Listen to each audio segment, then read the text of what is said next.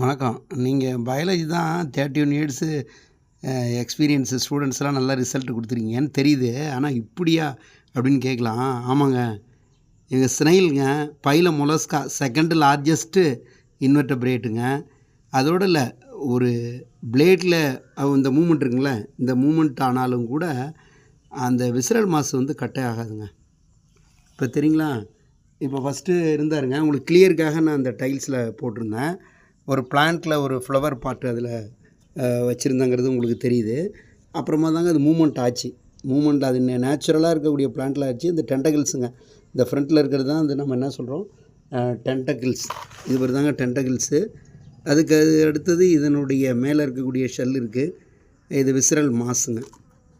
Okay. So ஒரு minute ஆர்கனைஸ்லேருந்து largest blue whale, அது சீயில் இருக்கலாம் அல்லது பேர்ட்ஸில் ஈகிளில் இருக்கலாம்.